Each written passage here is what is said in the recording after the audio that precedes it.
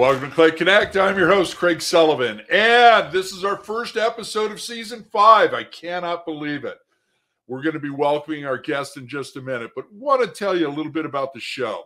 We're here to discuss hospitality. We're bringing you the leaders in hospitality, and today our subject is going to be leadership. So it is with a great pleasure that I'm welcoming my friend, Mr. Greg Aden of Aden Leadership. Greg, welcome to the show. How are you, my friend? Wonderful. If I was any better, there'd need to be two of me, Craig. Well, as I'm fond of saying, if I was any better, it would be illegal and immoral, but that's a whole other conversation off air. Yeah.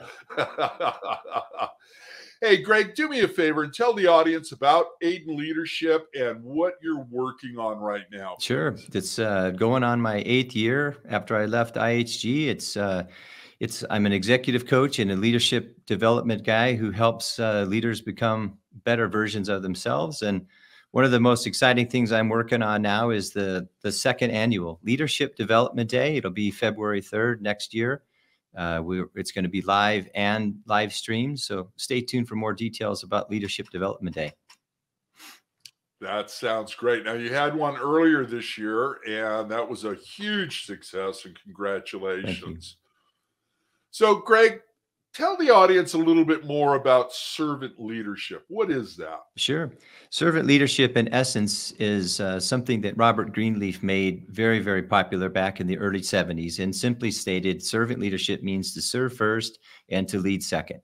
And if you think about followers who are looking at leaders as to what to do, it's the example of who we are being or who they are being as leaders. So if you think about the most notable leader, Jesus, if you will, demonstrated how to take care of others first, and then other leaders followed. And that's exactly what servant leadership is. And couldn't be more timely, especially today, and certainly in the hospitality industry, Craig, that you and I are basically born from. So yeah, that's what it is.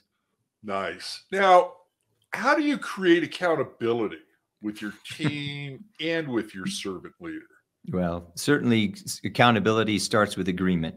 And before agreement is alignment, especially on a project. And a lot of people ask me, what does definition of accountability is? And I'll start with it's being responsible for your thoughts, your words, and your actions. Simply stated, if a man or a woman will hold themselves accountable, then that person is easier to hold accountable from a leader. So accountability from a leadership standpoint is to make sure that everyone is doing exactly what they said and behaving the way they said they were going to. As a servant leader, why do we procrastinate? Procrastinate because we're afraid. A lot of us don't have conversations because we don't know exactly how to approach the person that we'd like to have the conversation with. As easy as it might sound to just walk up and ask, how may I serve you today, which is my favorite saying, versus how may I help you? It does take courage. It does take courage as a leader to even assume someone wants to be taken care of. So I believe fear is the one thing, and certainly time. It's a bullshit answer, to be honest with you. I love the phrase, I'm sorry I'm late. I'm sorry I didn't get to you on time. I'm sorry I haven't done this. I was busy. Yeah. Well, yeah, you're busy, but then again, back to your question, and I believe it's an area of being clear as to how you want to show up in the world, Craig, and also your priorities. And if you're a true servant leader, your priority will be to take care of the people following you, period.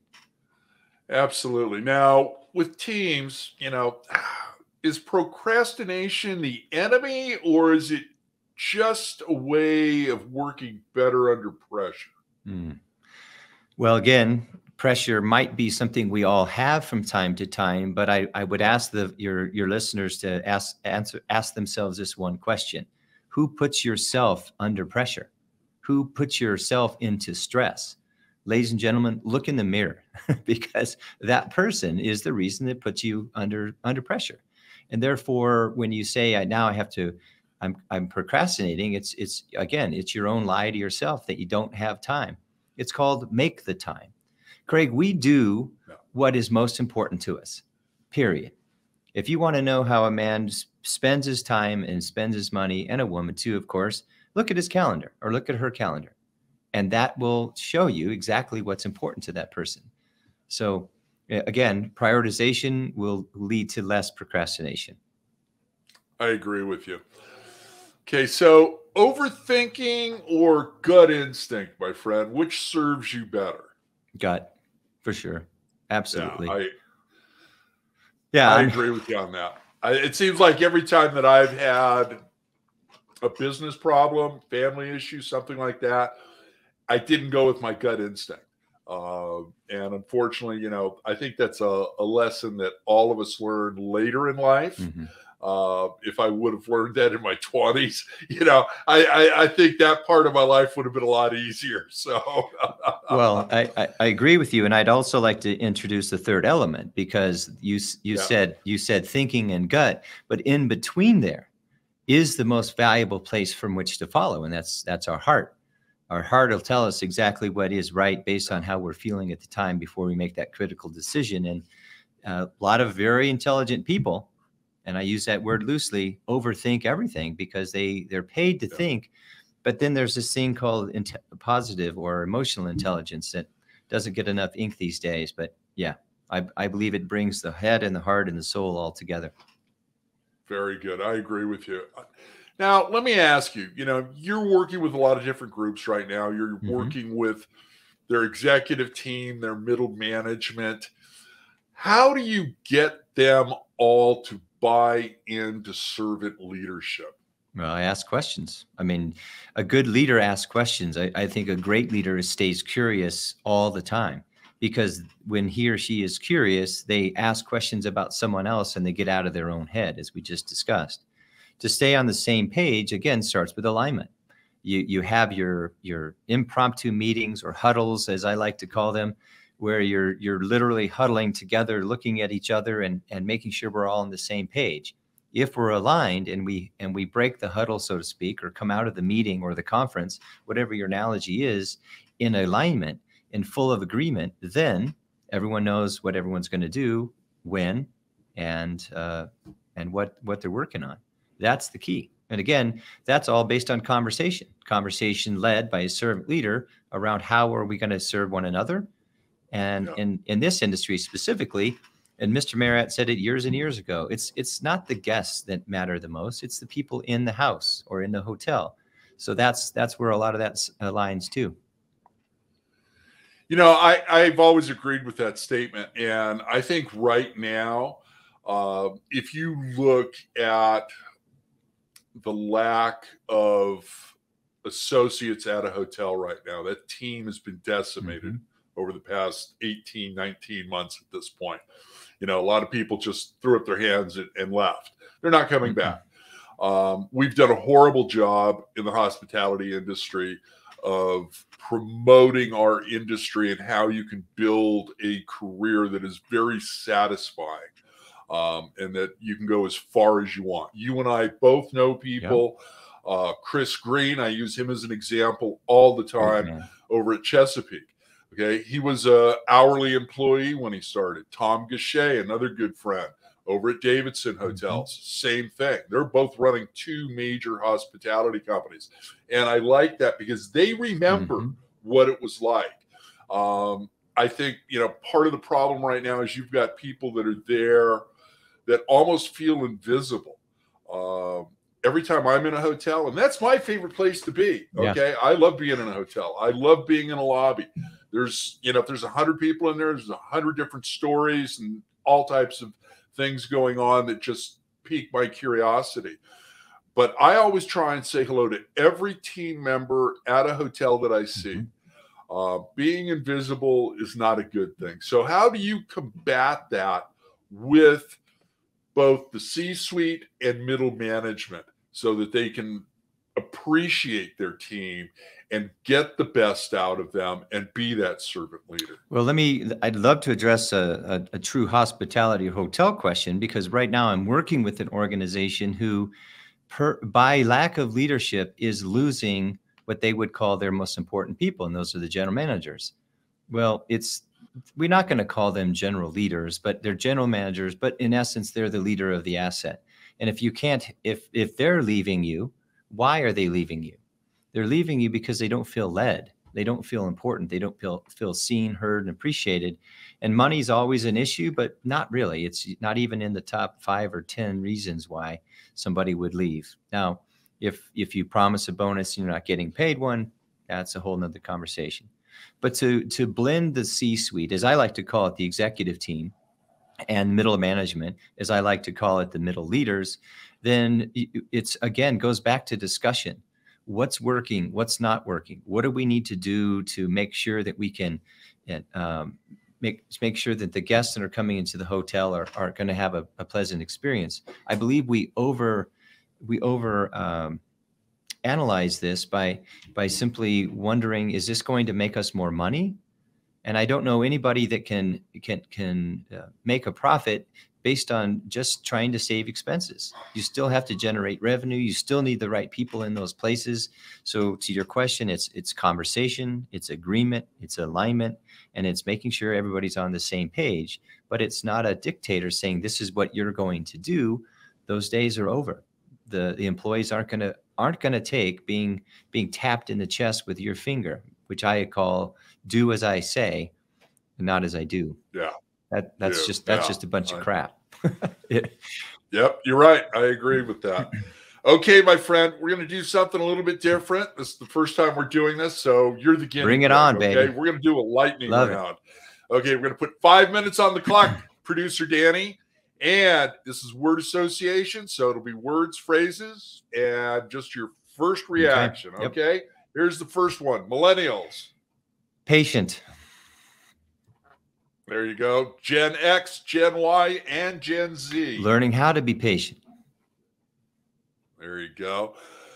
Stakeholders or shareholders? Lack of ownership. Balance. Life. Toxic culture. Ego. Team. Family. Purpose. Clarity. Fulfillment. Love. I want to, but. Excuse. No asshole rule. Team. There you go. Work-life balance. Last question. Doesn't exist. There you go. Hey, you know what? You did that in remarkable time. That was less than 2 minutes. So congratulations. I think we did that very well. So based on the lightning round, let's talk about toxic culture a little bit and how you combat that as a servant leader. One of my favorite topics actually is ego versus spirit. And I know you can't see my arms here, Craig, but on the far left.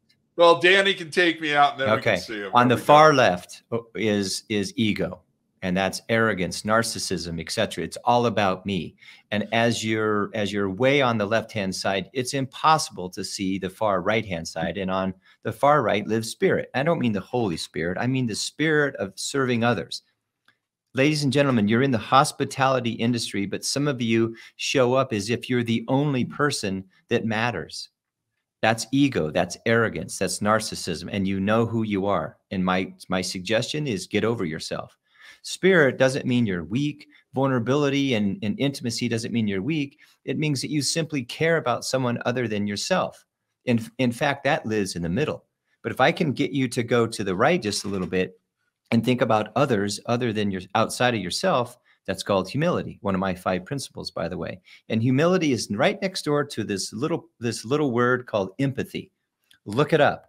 This is something right now our world and our industry needs more than anything else. Yeah. Think about where other people are coming from so that you can serve them. Oh, by the way, so that you can lead them with purpose and not create or not exist in a toxic culture. You leaders are not only creating the toxic culture, you're allowing it. You're allowing it to continue. Look in the mirror and own your shit. That's all I can tell you. And Craig Sullivan, I'm telling you, I say this as clear as I can possibly say it, because as long as there's an ego, you're going to have toxicity. I agree with you. I think that's crystal clear. So hopefully, a few of our hotel leaders have heard that, and it's resounding in them, and they're going to change things. Let's talk about one of my favorite subjects as well, millennials. Mm-hmm. Now, you've met producer Danny a couple of times. She's a millennial. I love this generation. Me too. Okay. I think they get a bad rap from boomers left and right. We've got to stop doing that.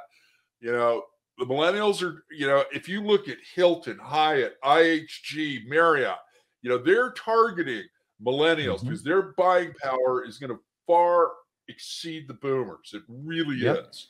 And their lifestyle is completely different. It is about the experience. I've got 2 partners that are millennials, and you know what? I love working with them. Me too. So let's hear your status on millennials. Well, first of all, a lot of my beliefs come from just accepting everybody for who they are, period. Let's just get that out there. Yeah. Simon Sinek has a beautiful talk about millennials, and I can't phrase it as eloquent as he does, but we created an opportunity for people to be impatient and get this unnecessary title of entitlement. Well, they were raised differently than we were. We were raised different than the Bob Hope generation. But it's called perspective. Again, back to humility and empathy. If we can get over ourselves as the reason this nation is so wonderful, but also the reason some of this nation's so effed up, then let's pretend that we believe in understanding where other people are coming from, empathy. And if you look at where the millennials play and what they want to do and how they want to do it, we don't have to say no, but we don't have to say yes right away either, but at least take a moment to understand where they're coming from. And by the way, if you haven't started this way of being, it's too late. And just accept the fact that the change is coming. Your importance in organizations, your importance in family is being replaced by those that you've created. Baby boomers, we created millennials, Bob Hope created us, and so on and so forth. But to me, it comes down to acceptance. First of all, be aware, accept, and then just enjoy. Because not all of them are entitled. Not all of them are impatient. In fact, I believe some of them are more patient than we are. And that's why I said, when you said millennials, I said the word patient. They may not want to sit in a place as long as we are, but guess what? There's no reason to do that anymore when you have all these choices available to you. And God bless them. Exactly. I couldn't agree more with you, my friend. Greg, it's been a blink of an eye. We're out of time. So it's time for you to plug yourself, Aden Leadership, your next event, and whatever you want to talk about. So the stage is yours, my friend. Yeah, I just want to remind everybody, I'm a 30-year hospitality vet, 8 years with Marriott and 16 and a half with IHG and a lot of other stuff in between. But I get hospitality. But what I love is leadership. And I've been known as a challenging human being, but I do it in a loving way. And if you don't want to be challenged and you don't want to grow and you don't want to get better, I'm probably not the guy for you. I'm not an appeaser.